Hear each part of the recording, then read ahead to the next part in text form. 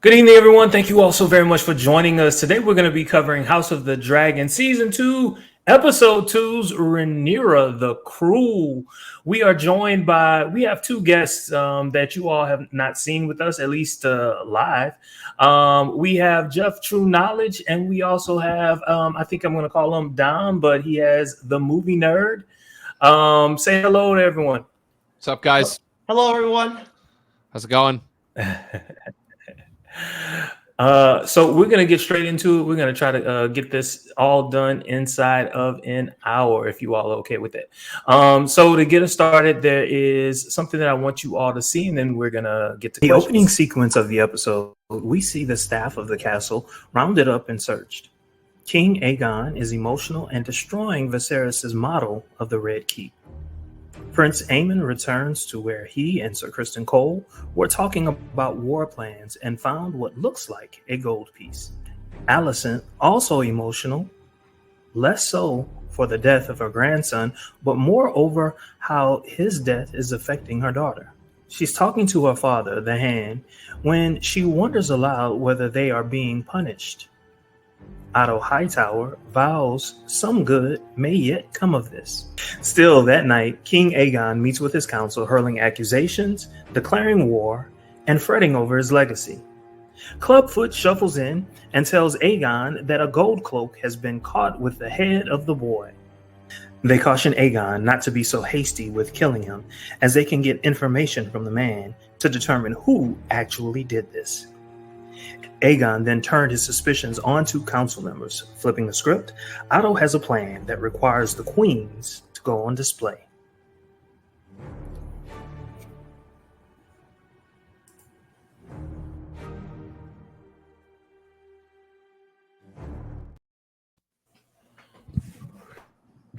All right. So, Jeff, I'm going to start with you. What are your thoughts of the opening sequence? Well, but I just wanted me to say overall that this I felt like this episode was a drop off from episode 1. What's up, Andres? So as far as the intro goes, I liked. I mean, obviously it's a really sad situation. What it's very gruesome and grotesque, like the killing of Viserys or whatever, the prince. There's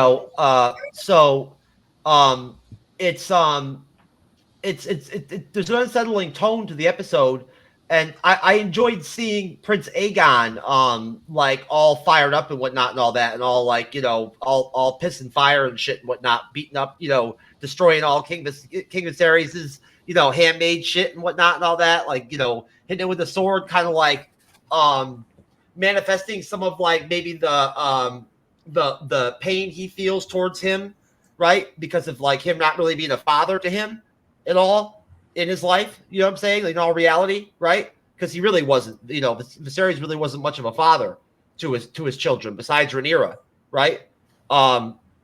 So that's pretty much it. I mean, honestly, there wasn't really much other than are you going as far as going into when Rhaenyra gets the reception of the death?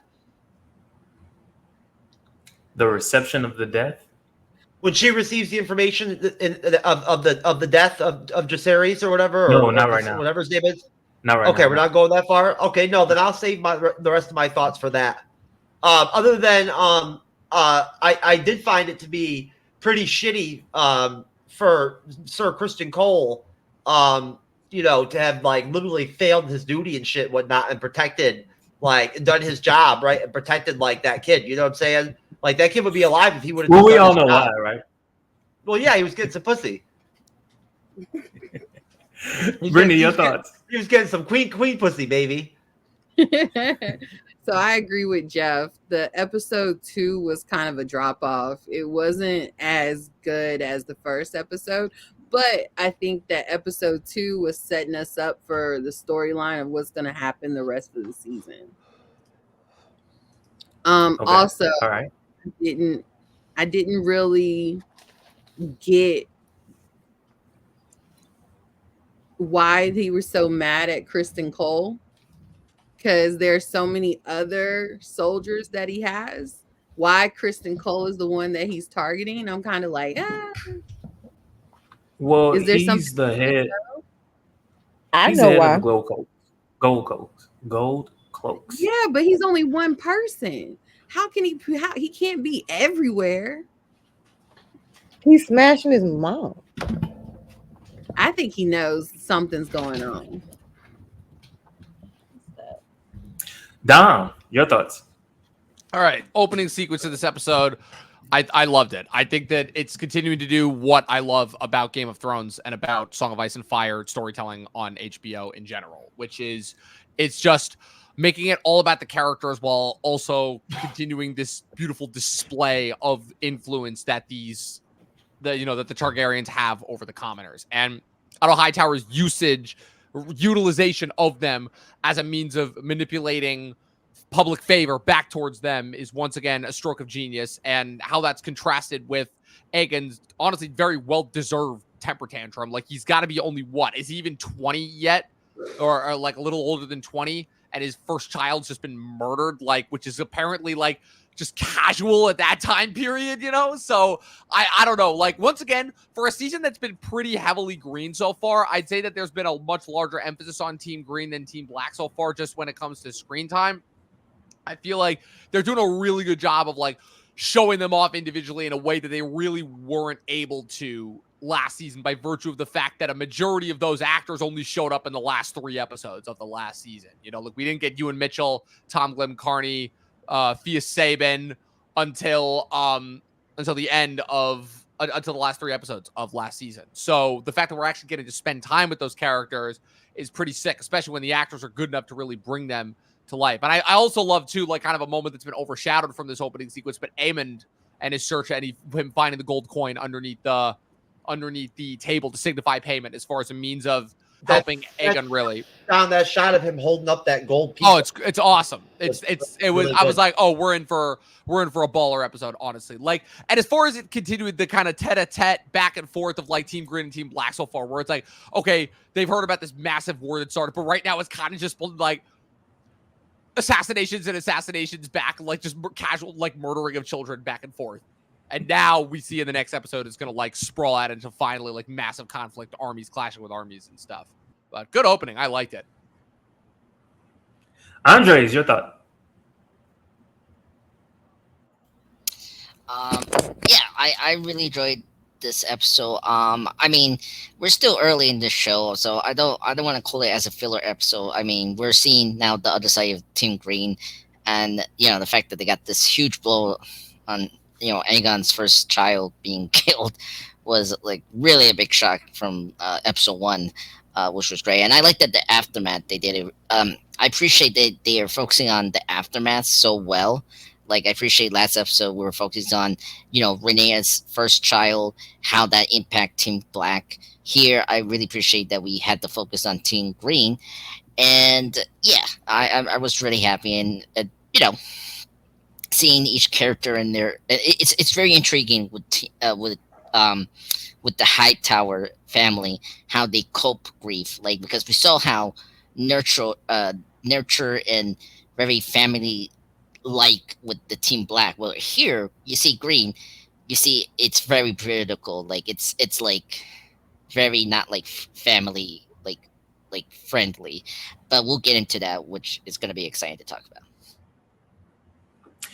Bearer of Men, you didn't get to see the opening that I did, but from the beginning of the episode all up until the first moments that we see the 2 queens basically being ushered out and beginning this processional, your thoughts from the beginning all up until the processional?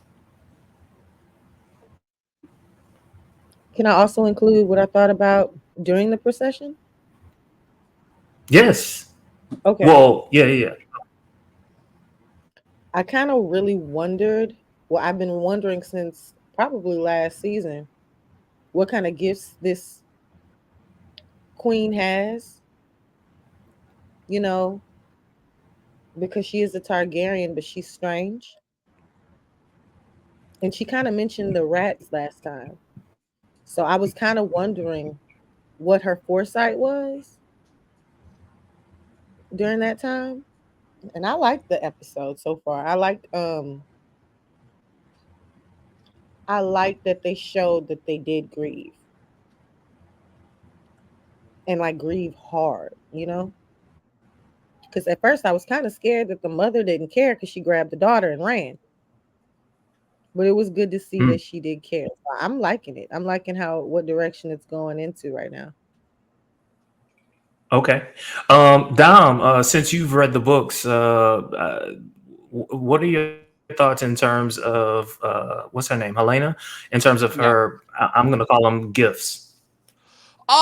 It's weird based on the way that Fire and Blood is written, especially given that because it's not a first-person character perspective novel, it's more of a perspective novel written by two unreliable narrators. They don't really delve into it that much other than just that she was kind of weird and had an odd way of uttering phrases that would strangely result in real-world action. So there's no like kind of definitive magic to it, say, that like there was behind Bran's green sight or obviously Daenerys is the Targaryen's natural invulnerability to fire. There's no like kind of explanation for it. It's kind of just there. Like there's no direct explanation for it yet, if you will. At least not yet. I don't know what they're gonna do in the show, but she has what they call the dragon dreams, Jermaine.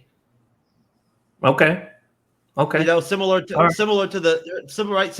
relative that was able to to spell out the doom of Valyria. You know what I'm saying? And whatnot, and foretell that whole catastrophe, which is how they ended up where they're at, right? They're like visions, whatnot, and everything. They have to do with their dragon blood, and and all the hocus pocus and magic and everything that goes around with this time period. Wait. That's where they get their vulnerability from? Their vulnerability to fire, yeah. Yes, it's from the mixing of the Targaryen blood with dragons. Some people believe in the lore, right, Dom? That something along those lines. Some ancient Valyrian magic hokum, never really fully explained because it goes back super far. But essentially, yeah, it's why dragons are bonded with Targaryens the way they are, because they can essentially smell the fire element, what have you, in their blood. It's kind of was signified in season 7 when Jon pets the dragon for the first time. It's the reason why he didn't get cooked, because the dragon could smell the Targaryen blood in him. In the lore, that it's heavily rumored that there was actual they used dark magic to somehow actually breed between human and dragon or whatever and whatnot and whatever, and that's how the Targaryens actually became the part of the dragon or whatever. These are just rumors though. Okay. All right. That last part that you said, that was interesting. That was something that we hadn't heard last episode. All right, so let's get to this second sequence. Let's watch, and then I'm gonna have a couple. In the second sequence, Otto's plan seems to be paying off as the small folk seem to share the sympathy of the family. However, this is having a profoundly negative effect on Alicent, but particularly for Helena. The king's guardsman quickly confesses to Lairs Clubfoot. The king then granted him a quick death after learning Daemon Targaryen is who set things in motion to kill his son. Meanwhile, on Dragonstone, Rhaenyra learns of the death of Helena's son through her council. She also learns that the High Towers have paraded the family in a procession. Plans to defend both Dragonstone and Driftmark are made. Rhaenyra wants to write to the realm to let them know she had nothing to do with this. Skeptical, a bannerman said it wouldn't be unreasonable to assume someone would respond in this way given the circumstances, to which Rhaenys later counseled one or both of them to mind their words. Rhaenyra looked at Daemon and realized what actually happened. Privately, she questioned him on the wisdom of his actions and finally admitted she doesn't trust him. It ultimately led to a couple of questions posed by her. Do you accept me as your queen and ruler? Or do you cling, even now, to what you think you lost?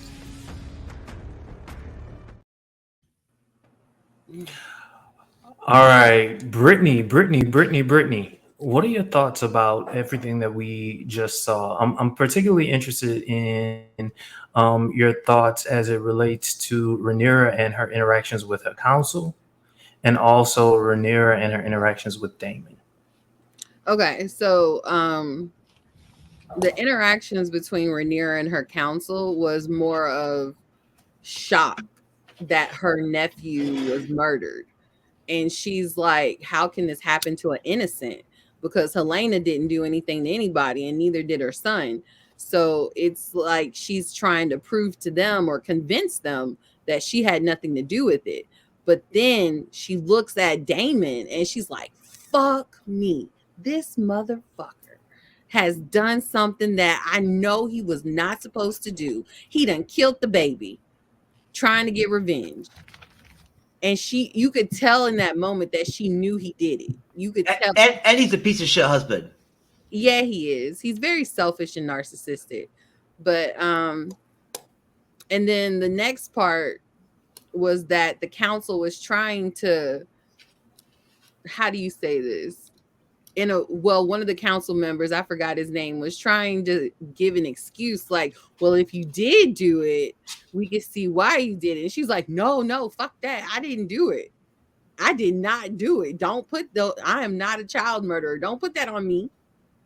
And then the next part, whenever we look at what happened between her and Damon, you can tell the strain that her power has on him, because he innately feels like it should be his, but at the same time he understands that being king consort, he'll still have power, just not as much. And you can also see that when he tried to control Rhaenyra and get her to go back on the dragon and come out with him, and she's like, you're not the king.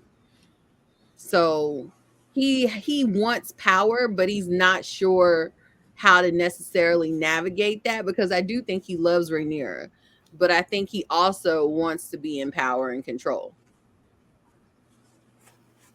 All right, cool. Dom, your thoughts?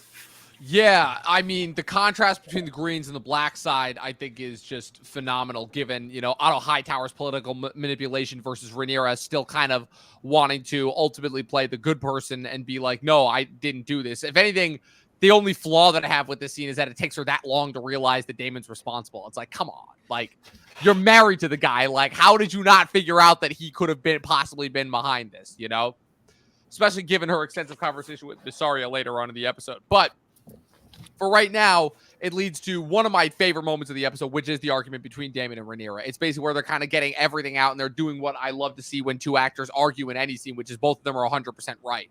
Because Rhaenyra's 100% right about Damon. He's shifty. He's untrustworthy. He's absolutely capable of acting behind her back simply because of the fact that he feels spited by her being in line for the throne, except for him, over him. But Damon's also 100% right in the sense of, kind of despite his own flaws, everything that he said about Viserys was 100% true. He knew that Viserys was weak ultimately and surrounded by people who were ultimately leading him astray. But that being said, it kind of results, unfortunately, in kind of the beginning of the end of what I call it for Team Black, which is kind of the split between Rhaenyra and Damon. I mean, come on, let's be honest. It's the only reason why she married him in the first place was because she knew she needed a powerful ally in order to support her against the Hightowers, after she saw the amount of control that they were beginning to exert over her father last season.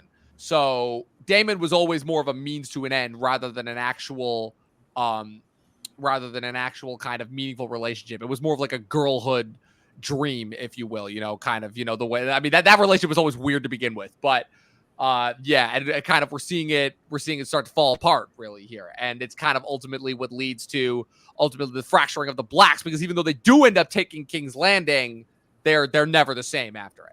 They're never as unified as they are kind of before this moment. Thank you, Dom. Andres, your thoughts? Yeah. So, I mean, the fact that the counselor had the dare to ask Rhaenyra that she ordered that. I mean, they were there. She say, right there, like, I want Aemon Targaryen, his head, right? And, I was kind of surprised, this was kind of coming, especially the way, Damien looked at last episode. So I was kind of like, oh, wow. So, okay. But yeah, so I agree with the one of the directors that directed this episode that, this episode felt very Game of Thrones, like particularly the conversation between Damien and Rhaenyra was very Game of Thrones. I think that was very important because now we're seeing, what Game of Thrones was, last, years, and now we're kind of in now the end game in the show with this. And I love the actor's performance. I mean, Matt Smith and Emma DR is fantastic. They really deliver the dialogue here, and that was one of my favorite scenes because, and my last favorite line from that conversation was how he say, "You're so pathetic." Such a great burn from Rhaenyra towards Damien. So that was really great. I'm just kind of curious, is Damien is going to come back if after that argument? But we'll see. But yeah, it's not gonna be good for Team Black. Bearer of Men, what are your thoughts?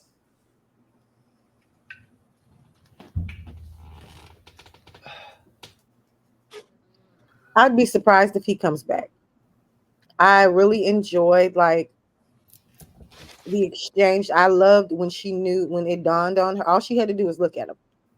It seemed like she was engulfed with the idea that that somebody would even think she would kill a child. But when she looked at her husband, it was like, oh, you wilding. You wilding. You're really tripping. Do you know what this makes me look like? And she looked like she really wanted to flip out. And I think that it was nice to see her as a full-grown woman tell this uncle that she idolized, the truth about himself. He needed to know that he wasn't trustworthy to his face, not behind his back. I enjoyed it. I couldn't believe that he tried to play down his want for the throne. I was like, he's so manipulative. We know you want him. I mean, you want it. We know. But this ain't how you get it. I don't know. I enjoyed it. So that kind of led into the next question that I have. So she asked him, do you accept me as your queen and ruler, or do you cling even now to what you think you lost? So this is my question to you all. What is the answer to that question? What is the answer to that question? I'm going to start with Dom. Dom, what is the answer to that question? Just reiterate for me one more time, just so I can make sure I get the verbiage 100% correct. Do you accept me as your queen and ruler, or do you cling even now to what you think you lost? Oh, well, I mean, that answer is super easy. It's just, what's it called? It's the latter. He's clinging now even to the idea of what he lost. It's his complete motivating factor. It's what always drives him. And, yeah, that's what it is. I think Jeff actually had something to say about that too. Jeff? No, I want to talk about the whole scene. I never got a chance to. That's fine. Go ahead. The whole scene. It's really the small council scene is whatever. Everybody else already kind of talked about it. There's not really much to it to talk about really on my end. This I thought I don't want to. When I said this, I felt like this episode was a drop off. It's episode 2 after the intro episode. It's always going to be a little bit of a drop off there. And it is sort of like a setting up episode. I feel like it's a very seriously toned episode, but it's still a good one. Claire Kilner directed it. She did some Gen Z and also Fallout. And she did a pretty solid job, I thought, directing this episode. It was written by Sarah Hess, who's written for Game of Thrones before, and Deadwood also, who is a absolutely wonderful TV series. Either way. The square off between Rhaenyra and Daemon is so well acted. Emma Darcy is like masterclass epic with her acting in that scene. At one point, when Daemon gets pissed off and throws his cup or whatnot and rushes her, he goes for her throat, like he starts for her throat and then holds back. She recoils. You can see it in her face. She recoils. Sees him go for the move for her throat. Yet she reaffirms herself and locks into him eye to eye and stands her ground to him. and everything and whatnot. And it's really sick acting. I had to rewatch the scene a couple times earlier today when I watched the episode. Really great acting. She's great. That's like the two of them at their best in that scene. Probably the best scene I think of the episode. Besides obviously the final battle scene or whatever. But the in the books, it's talked about how Damon's known for liking deflowering the youngest, most inexperienced girls at the brothels. Like that, he has a reputation for that. For what I understand, this is just from my own research, watching other YouTubers and whatnot. It's noted. I understand, if I understand correctly, in the books that that's his rep, is like going for like the young and experienced, like girls at the brothel and whatnot, and wanting to deflower them. So he's kind of a sadist motherfucker. You know what I'm saying? Like it's one thing to be like the prince and be fucking going to the brothels and shit. I'd be going to the brothels too, baby. Why not? They look like a cool place to hang out. You know what I'm saying? I'd be up in that bitch. I'm in there, get after it, right? Fuck it. They didn't have massage parlors back then, so where else would I go? I could go to the massage parlor back then if I was living during that time period. I'd have to go to the brothel. I don't even know if they even give massages up in that bitch. We'll have to see. Maybe you can take me back there. We can time travel back there, time cop. So we can check out a brothel. What do you think? You can take me back. He's like, nah. I want to go to one of those ones where everybody's just openly fucking like right around you and shit and whatnot. Like you're just sitting there. Some eyes wide shut shit right there. Yeah, like people are fucking right next to you and shit and whatnot. Like, well, hey, what up, bro? Andre's like, you're not on my level. You're not on my level. In the future, you're not on my level. Not my level, sir. Yeah, there was no cool like nudity scenes in this episode, unfortunately, or like anything funny. Really, nothing really to like make fun of. There was no like like Sir Kristen Cole eating pussy to start off the episode or no shit like that and whatnot. That we didn't get none of that. So I'm hoping in episode 3 we go back to that kind of shit. We need some more of that. We need some more of that Game of Thrones open white dudes' penises being shown, exposed and shit like that. All that shit. Okay. All right. So let's move. So in sequence 3, I want you all to watch this real quick. And sequence 3 is a medley of subplots that are tangential to the overall plot lines. Sir Kristen Cole, understanding his affair with Allison might have led to the prince dying, sees Eric's cloak as dirty and shames him into getting it cleaned, but later orders him to kill Rhaenyra because of the suspicion placed on him because of his twin brother. Bela, Damon's daughter, is practicing with her bow when Prince Jacaerys finds her. They speak of their relationships with their fathers, both of his. Prince Aemon is found sowing his royal oats in a brothel where he is also sharing and discussed the fact that he let his temper get the best of him. A townsman who we saw in episode 1 learns his child is still sick. Prices are increasing and hope for relief is waning. Alan and Adam are Lord Corlys's bastard sons and both make a living by the sea. Alan, the eldest, is more tempered in his approach to Lord Corlys, while Adam seeks the opportunity for fortune. Corlys is upset with Damon's disappearance. Her niece reminds Corlys that Daemon is not the king and accepting not having the crown is difficult.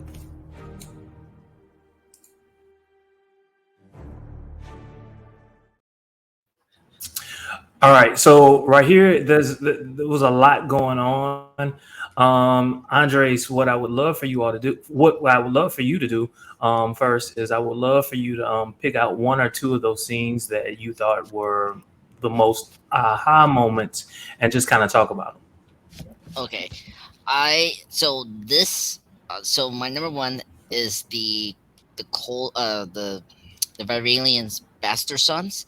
I didn't know that was his sons. I was watching the episode today, and I was like, the two brothers that we just saw in the docks. I was like, okay. I'm shocked right now. I thought they were just random people that what's their names? Corlys Velaryon, and their names are Alan and Adam of Hull. Adam and Alan. Yeah, so Alan and Adam. Very interesting. I'm very curious where we're going to see that storyline going, because that's a lot of implication. Because they Dragon Riders, bitch, Dragon Riders. Well, the one, yeah. Yeah, the one. Yeah, yeah. So, I mean, of course, his younger brother saw that dragon that was Sea Smoke. Sea Smoke, previously from Rhaenyra's husband that was supposed to be dead but is not. But if you've seen season 1, so I'm very curious to see that storyline. Because they easily could go either way. They can easily portray, that house and go to Team Green, or like if he gets that dragon, they need to bring him over to Team Black, and so because we need that dragon for the war, right? So I can see the possibility that young brother has to come and be the part of this war with Team Black. Plus the fact he wants to have wants to get riches. This is a way for him to get rich and all that. So I'm very curious about that. The big one, the second one is the Cole and Sir Eric scene. That was really interesting. First off, Cole is such a stupid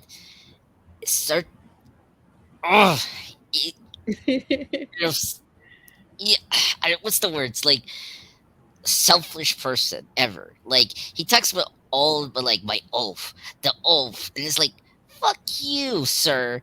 You betrayed your oath so many times in this show. It's like, it's getting ridiculous. You slept literally twice with the 2 queens of this planet, and you leave your post twice now, and you're blaming now he sends poor Eric to murder Rhaenyra, and it's like, oh my god, are you so stupid? And I can't believe that Eric allowed him to do this. It's like, that's so stupid. He kind of is his Lord Commander. He kind of doesn't have a choice. Yeah, look. Yeah. I know that. And by the way, it's been 5 days. He's been Lord Commander. Now, that's the thing. He's just been a commander just for 5 days, and now he's doing this rational thing that's gonna even escalate the war even faster, folks. So, oh my god, that scene is just like, oh my god, what are you doing, Cole? But anyway, that's my 2 things. I'm done. Merriman. My 2 things is related to how dark Christian is. Christian Cole, right? Mm-hmm. Sir Christian Cole. It's how dark he's become. He started off with so much light, and he was just he wanted to be of so much help. And then he's now one of the darkest ones of them, feeling guilty.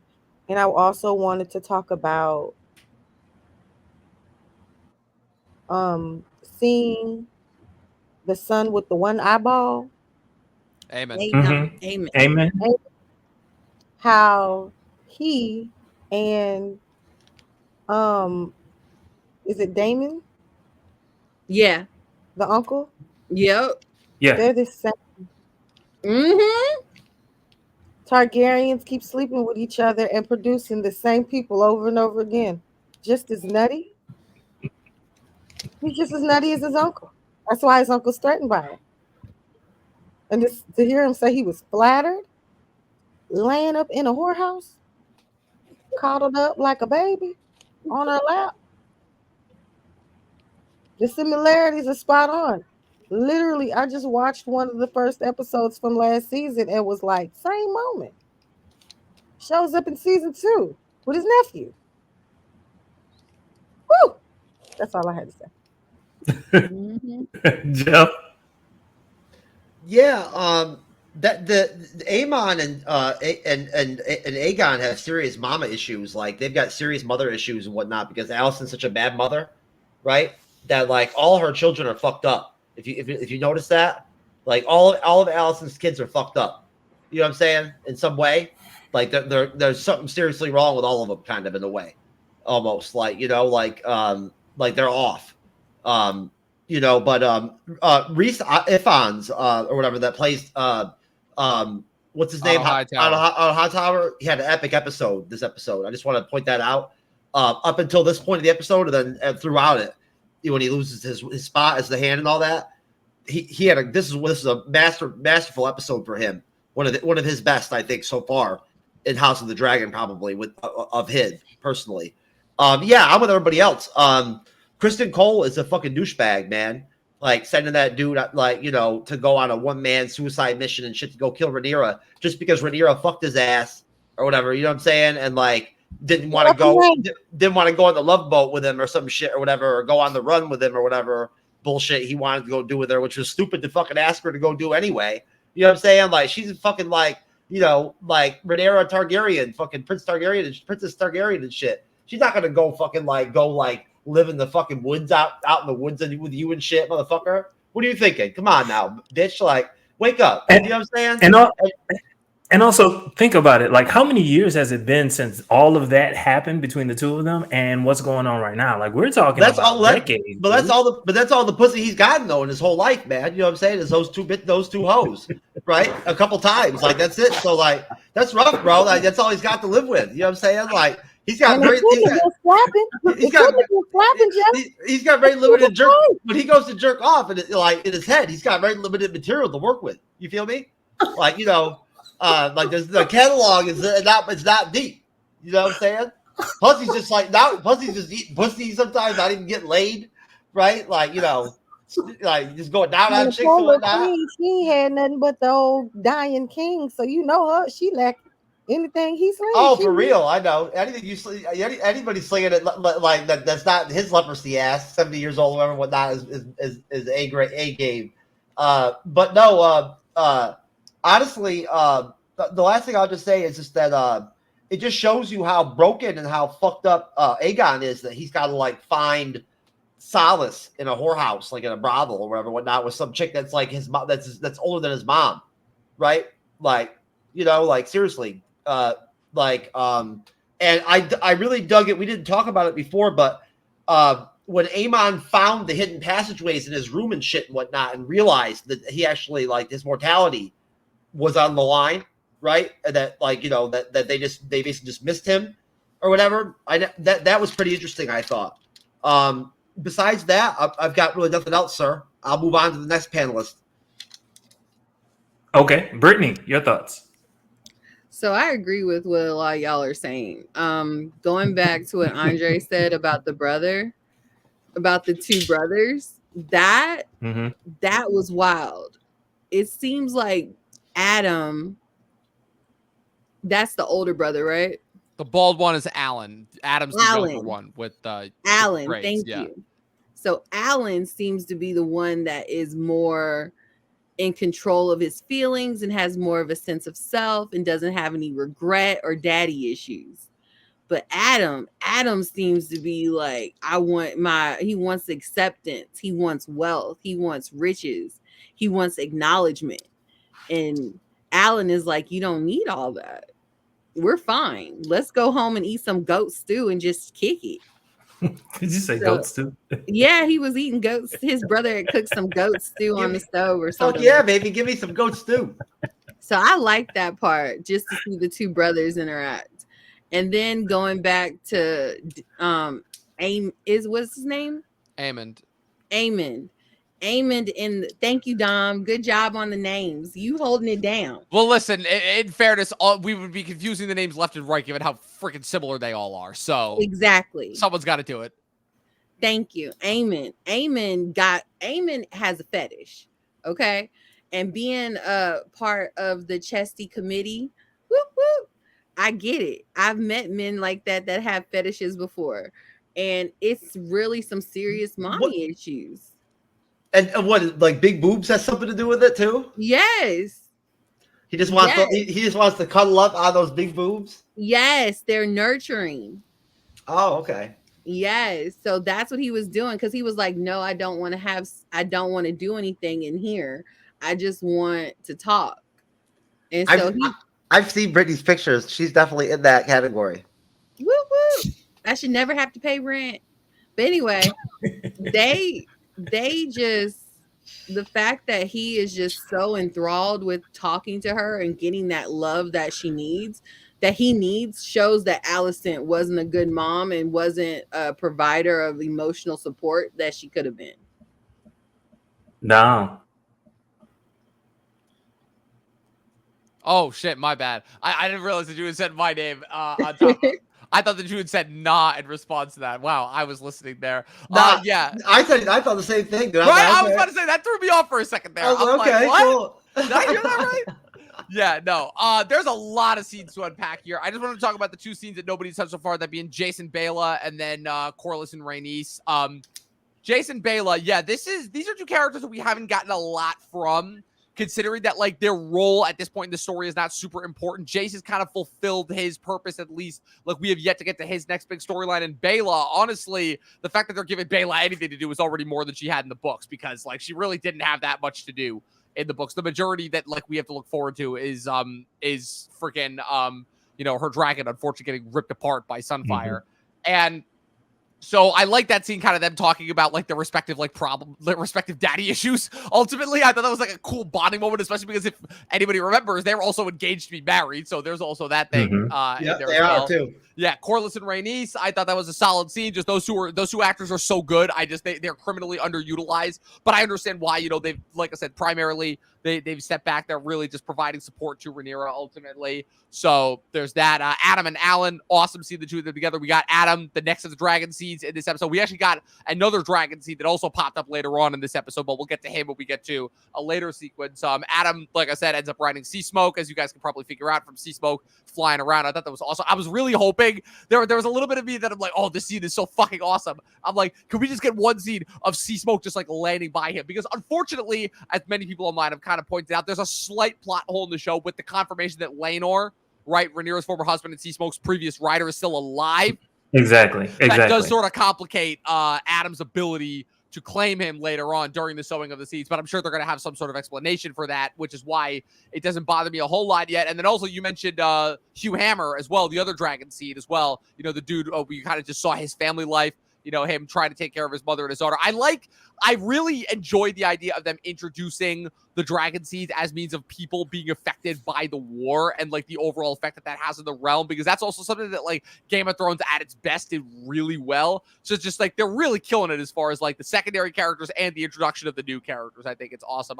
It sucks because I don't think we're getting Nettles this season, which really sucks because Nettles is like a crucial part of it. Like, all four of the dragon seeds play crucially important parts going forward in the war. So yeah. All right. So with that, we're getting into our fourth sequence. Bear of Men, you're up next. Sequence 4 leads to the dramatic conclusion of the episode that starts off with Rhaenyra meeting with the White Worm. Rhaenyra asked who this woman was. After unsuccessfully evading the question, Rhaenyra learned a bit about her life, then realized this was the woman who Daemon attempted to marry when she was a child. She also found out the extent to which she helped Daemon with his plan. While on the beach, Corlys' son, Adam, sees a dragon fly overhead. The small folk find their relatives have been hung by the king. Upset, Otto Hightower demands the king tell him what he has done. Aegon simply says he killed all the rat catchers since he didn't know the name of the one involved. The Hand also learns Sir Criston Cole has sent Eric to Dragonstone to kill Rhaenyra, which the Hand thinks is maddening. The king demands his grandfather give Sir Criston Cole the Hand's insignia. Back at Dragonstone, Rhaenyra decides to set the White Worm free. As she leaves, she realizes the guard who escorted her out of the castle looks amazingly like someone marching toward the castle. All right, so I wanted to save the end of the episode. We're gonna start from what we saw until the last part.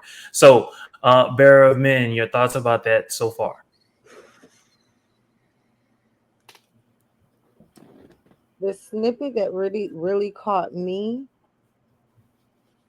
was when they had the discussion. Like, it was almost like a woman-to-woman discussion because they both had slept with him and experienced him. and they both kind of like, it's almost like the girlfriend didn't want to say anything. Mhm. Now, I mean, what am I gonna say? Even though she had him first, but I think she always knew he had a fetish for her, you know, because I remember from the first episode, only because I refreshed myself today.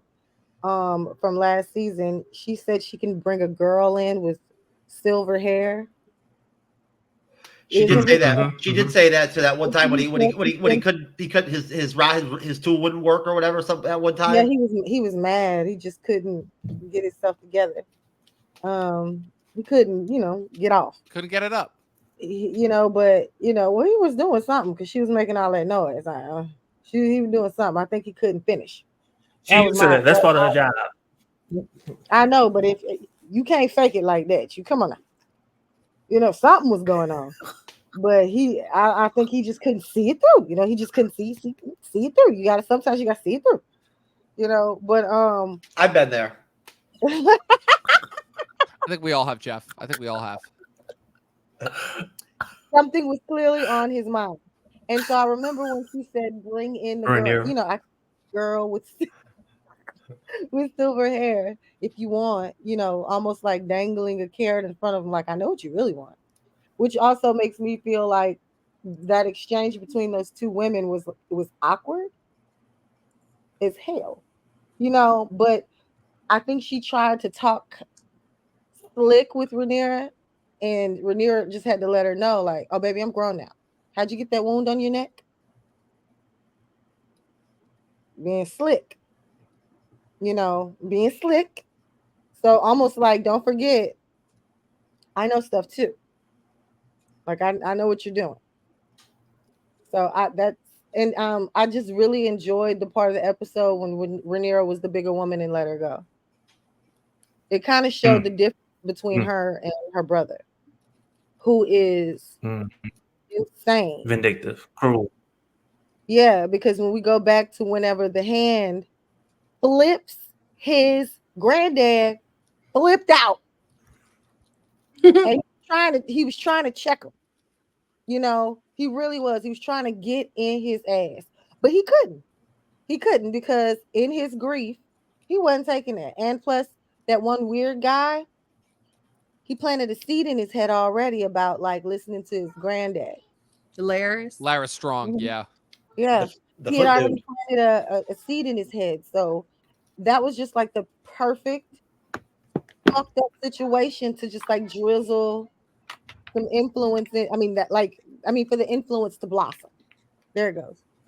And I just thought like it just showed why Rhaenyra should have been queen and he shouldn't have never been put in his place.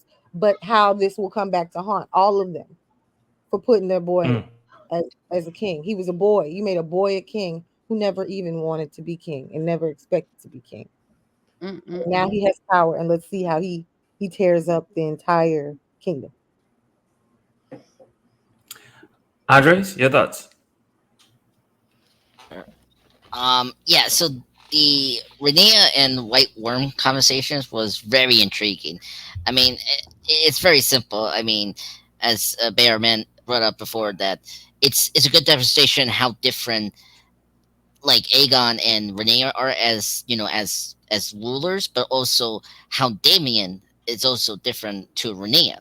Remember, like they brought up that how she, White Worm was with Damien, but prior, to the years we're seeing right now, and you see how Damien has just basically used both her and Rhaenyra like just as just pawns of the game, really, for the throne, or something like that, and yeah, and it was great to see Rhaenyra being very smart and very like actual a better leader, letting her go, because it's like, and plus I liked also the White Worm as a character. I like how she's also very strong and like she keeps her stuff to the chest. Look, she just did what she did to like not only benefit her, but like just being like being smart. It's like I'm not part of this game either. I just did it because it benefits me in the future, and that's what she does. And I just hope the next episode, I hope that she's the one that actually saved Rhaenyra. Like she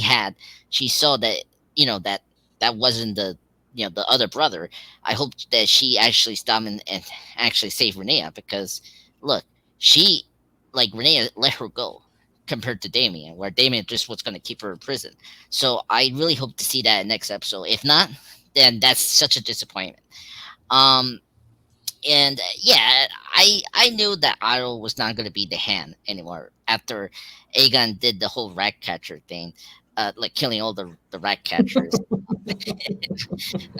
which was like ridiculous. And I first thought it was funny to see the dog again, and he was crying for his owner, and I was like, "Come on, dog, that person kicked you." Badly. You're abused. Don't cry for him. Anyway, just saying. I know the dog is not a character of the show, but everyone's complaining about how he was treated last episode. I just need to bring that up. Anyway, but yeah. So as we brought up, Lord stand-ins, put the mind that you maybe need to replace Otto. The fact that it just happened now is now even more dangerous. And yeah, so I'm just and all the people, and this is the thing that frustrates me. Of all the people, why Sir Cole as your hand? No, don't do that. No, even more doom in this war. Oh my god, fuck you, Sir Cole. You should not deserve that higher promotion. Andres, I just want to say this. I love every moment that you say "fuck you." Just every moment. I love it. Jeff, your thoughts? They're very few on this one. Just that again, the Otto Hightower scene with Aegon. If we're that far, if we are that far, which I think we are, or we're close to, is absolutely epic.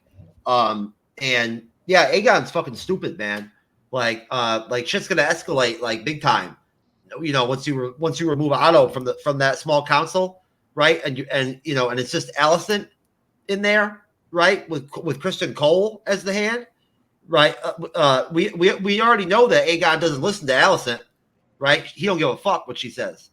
So she has no influence on him at all. I don't know if I would go that far. I think depending on the situation. For instance, when they were talking about the processional, and he was just he didn't want his child to go down that processional. It was she that said, "Hey, I think this is probably the best thing for the realm." He does lean on her, just not a lot. Sure, it just depends. But I'm sorry. Please continue. No, it depends on the topic, kind of. Which area you're talking about. Sphere of influence, with her. But you're right. I'd agree with you too. Great move by what's her name, the White Snake or whatever the fuck she's called. I knew when she stopped right there what she stopped for, right? That it was because she noticed the brother, right, Eric or whatnot. I knew right there that she was going to stop him, and that he wasn't going to be successful. Obviously, because when the war, Rhaenyra not going to kill off. Rhaenyra is the main character, basically. They're not going to kill her off anyway. But still, right there, I knew that she was going to gain favor with Rhaenyra and probably stick around longer, right? And you know what I'm saying, and be a part of the show longer. And that's a good thing, I think. I like her character in the show; she's good. So I think Daemon, that shot of him. There's some really good shots in the episode. That shot of him launching off on his dragon in full armor was really awesome. I think he's going to Harrenhal is where he's going. He is. And then he wanna go. That shot of Alicent in the bath where she puts her head under the water and you see her on camera under the water was really well done too. I thought that was a really good scene. That's all I got to say, sir. All right, Brittany. All right, so when the king killed the rat catchers, that was just awful. I could not believe what I was watching. I was like, typical Game of Thrones. I know they were going to give us a little blood and gore, but damn, all of them had to go. Shit. That was intense. And then I felt bad because you see the moms sitting out there crying for their sons. And when somebody came up and was like, what did they do? And she was just like, nothing. He's just worked for the king. And so that kind of shows where the lower folk are looking at the king's mental stability, where he might not be mentally stable. They don't know why he's killing these people. They just know he did it. So that kind of shows a little glimpse of what the lower folks are thinking about him. And it kind of also goes back to what the prostitute said when she was with Eamon, when she was like, whenever your people get upset, we're the ones that are, the lower folk are the ones that are affected by it. And so it kind of shows a little bit of that happening. The next part, when White Worm saw Eric, that I was like, what's she gonna do? Is she gonna just keep on heading out and just think for herself and be out? Or is she gonna come back and try to actually save the queen? And she did it. She actually did what she had to do to save the queen, to lament her space within her court. So I think the White Worm is gonna have a bigger role than what she initially had. All right, thank you, Brittany. Down. All right, I know we got to get out of here soon, so I'm going to wrap this fast. Yeah, great ending sequence as well. I didn't get a chance to talk about Kristen sending Sir Eric out on the mission in the first place, but I mean, it was setting us up for a baller finale. I called this from the last episode, Duel of the Twins, the next major event, ultimately, that happens after the beheading of Jaehaerys, and we get that in this episode, and it's fucking awesome the way that it's built up to. Kind of, as far as Mysaria and the part that she plays in it, I mean, I'm surprised that nobody else brought this up. The fact that Rhaenyra and Mysaria ultimately bond over the fact that they're Eskimo bros, essentially. I thought that was hilarious, and it's not being talked about nearly enough. But as far as Mysaria, she's played by Sonoya Mizuno, who I don't know how many people recognize that name, but she's been in a lot of stuff that Alex Garland has directed. She's been in 3 separate projects of his, Ex Machina and Devs, and I believe Annihilation as well. She's also in Maniac as well, the Netflix miniseries starring Jonah Hill and Emma Stone. So she's been in a lot of stuff, and kind of her work as Mysaria.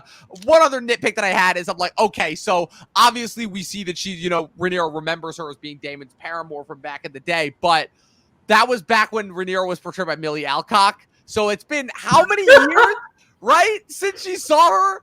And Rhaenyra is clearly aged into a whole different actress versus Mysaria looks exactly the same. Like, exactly the same. And unlike Melisandre, does not have any kind of witchy powers ultimately. So okay, Melisandre. Like, I just I again, just as the resident nerd who notices everything, unfortunately. And then as well, how she ends up ultimately saving Rhaenyra ultimately, which leads into the Duel of the Twins is just I mean, that's just an action in of itself. But like I'm ready to talk about the Duel of the Twins, honestly, because that was everything that I wanted to be and more. Yes, it was. All right, so I didn't have enough time to do this, so I'm going to read this. So I'm going to pronounce it a little different so that you can hear the difference between the names of the twins. Eric gets inside, sees his brother, and takes his helmet off. Rhaenyra tries to go to sleep while her handmaiden is there. Eric, impersonating his brother, relieves the guard and enters Rhaenyra's chamber. Just then, Eric charges in, and the battle royale begins. Rhaenyra orders her maiden to get help, and I'll end there. I had a whole lot more, but we don't have a whole lot of time. Let's start with I forget the order. I'm just gonna go with Bearer of Men. What were your thoughts? Heartbreak. Give us more. How could you send a twin to a situation where he could possibly have to fight his twin? I mean, that was kind of the point, if anything. I know. It was literally the point. It was to punish him, and also, like, because it kind of worked. And he didn't deserve it. He didn't do anything. No. And I really felt like this is when he had, and I think someone said earlier he didn't have a choice. I said he did. He could have chose her side after that. Yeah. He could have.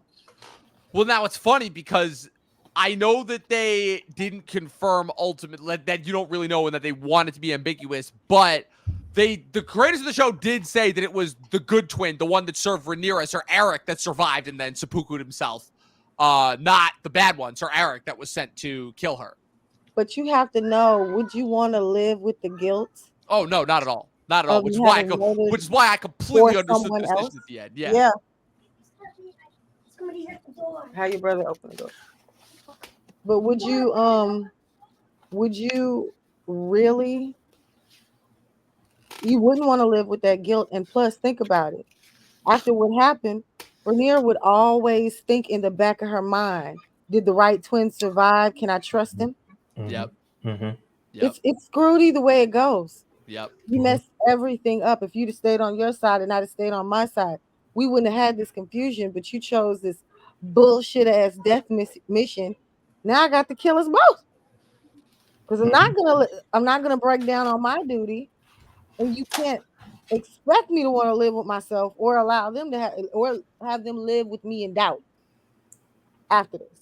And it was just, and he did it like a badass without thought. I was like, damn, he must have thought about this already and had his plan in order in case anybody while he was fighting. He was fighting. And it begs the question whether or not Eric was thinking the same thing as well. I mean, because he's going into harm's way. He didn't know whether or not he would find his brother. And if that were to happen, like, just, they're twins. He said, we're one soul and two bodies. It's conceivable that they both would have done or thought the same things. Yeah, exactly. Andres. Yeah. I was hoping we were not gonna get this moment, or the part of the moment where we're gonna see maybe these twins to be dead. I was like, yeah, we're like my thoughts was we're gonna be fucked. We're gonna be fucked. Whole episode, and it did, and I was like, oh my god, it was Shogun again. It was Shogun. It's like my favorite character. He was so brave, and then he's like, I'm sorry, Queen, and does this, the boom, and it's like, no. I was like, what the hell? I was so sad. And by the way, kudos to Rhaenyra's handler. Like she was a pro. Like, thank goodness she was like smart as like, I'm getting out of here. Let me get some help. Thank goodness. Great fight sequence. It was well shot. It was well choreographed. I really loved the sets of this season. Like, you could tell they're spending a lot of money. I mean, by the way, Rhaenyra looked so beautiful in this episode. Her look when she was talking to the White Worm previously in that sequence, she looked great. Yeah, such a track. Like, I can't believe it. We got 2 episodes now. They end us in such a big way, and that's something I really like that they're doing, which is great, because sometimes shows don't do that. And I was very happy. At least we got something to like see what's gonna happen, afterwards. So I really enjoyed this. It was a great ending, but it was really sad to see like one of the twins to be dead. Thank you, Jeff. I really don't have much to say on this one. I mean, it's a really good fight scene. It's well planned, and obviously it comes from the books. It was well choreographed, like Andre said. The whole episode was well shot. It's a good episode. It was a great ending, and I'm ready for episode 3. Brittany. The choreography was phenomenal. I could not believe the way that fight scene went off, where they kept going and fighting and pushing, and you could see the passion, you can see the intensity, you could feel it. It felt like I was in the room with them. I was like, yes, shit, yes, stab the fuck out that bitch. Like, I was so excited. It was intense. But at the same time, it was like the passion that these 2 brothers had for each other, the love, the honor, the integrity that they had for what they were fighting for, what they believed in, was just powerful. Thank you, Dom. Man, I mean, it was everything I could have hoped for and more. And what made it really special, I mean, just a special Game of Thrones moment in terms of, like, people brutally hacking each other to pieces, is the human element, as far as like the twins moment, that like no matter what happens from this, we both lose at the end of the day. Like, it was kind of, in a way, this is the payoff to kind of these two being introduced in like the penultimate episode. I mean, they'd been around for the first 8 episodes, but that penultimate episode when they're sent on their mission to find the king by Otto Hightower is just like, and kind of like, you know, and then obviously Sir Eric comes over to Rhaenyra's side after witnessing what the Hightowers do. It was kind of inevitably leading to this moment. And it's one of those, like, there's just something really, really hurtful about when brothers fight in anything, in any context, in any capacity. That's like really especially painful. And this one, especially like the timing of it too, how Eric walks in right as Sir Eric is about to kill her, and then the fight begins. It's just, it's fantastic ultimately. And you're right, there was no other way it could have ended. And it's tragic and it's heartbreaking, but it's what we love so much about Game of Thrones and House of the Dragon. It's for moments like this. So true, so true, so true. All right, so did I get everyone? I want to make certain that I got everyone. I got everyone? Yep. Okay, good. So right now what I want to do is I want to start with Jeff. I want Jeff to talk about his channel. Jeff. Okay. The MCU's Bleeding Edge. We live stream on Monday nights, Wednesday nights, and Friday nights. Right now we are reviewing this week The Matrix 4 on Friday. Let's see. On Wednesday night, we're reviewing the Acolyte episode 4. I can't wait. The Acolyte's such a great series. It's the best Star Wars I've ever seen. So I can't wait to watch it. Can't wait to review it. It's fucking great. Fuck you, Acolyte. I'm loving life with the Acolyte. Yeah, sure thing. Shout out to all 50,000 plus subscribers out there. Man. I love all of y'all. Y'all make me a very happy man when I look at my stats. Okay, good, great. Andres. Yes. Hello, everyone. Thank you. This was so awesome to be with you guys. It was really awesome to review episode 2. Hello, this is my channel. Channel Presents. Just recently post. Yesterday. Star Trek? What? Yes. This. I did Star Trek 2 years ago. It did very well. Yesterday, me, Jeff. Thank you, Jeff. Applaud Jeff for helping me out yesterday to do the live stream of Pulp Fiction. It was fun yesterday. Please check it out. It was really fun. I'm going to join with Jeff with the Acolyte episode 4. Hell no, but whatever is my job. And my first time going to moderate The Matrix 4. So check out on Friday. That's going to be very exciting. That's right. I forgot about that. Yeah. So just wrapping up content for this week. I'm going to post my movie tribute for Pulp Fiction /review later this week, and wrapping up June. So that's great. Thank you so much, Jermaine and everyone, for letting me and Jeff in for your channel for tonight.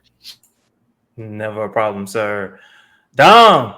Yes, sir. Talkin TV Podcast. Thank you guys so much for having me on. You guys can follow me. I stream usually only once a week on Sundays, but I'm trying to up that amount now that I'm finished with school. You guys can see my own House of the Dragon recap show that I do on Sunday nights, as well as I'm recapping The Boys Season 4 every Thursday after that. So if you guys can check that out, leave a subscribe. That would be amazing. Once again, guys, thank you so much for having me on. This has been an absolute blast. Excellent. Thank you all so very much for, let me make certain I'm no longer, there we go. All right, thank you all so very much for joining us. Tried to get us in and out in an hour, went over by about 8 minutes, but that's okay. Don't forget to like, comment, share, and most importantly, subscribe. Subscribe to all of us, all 4 of us. All right, until next time. Oh, by the way, next week you're gonna see us on Jeff's channel, and then obviously we're gonna alternate. All right, until next time, have a good one. Peace.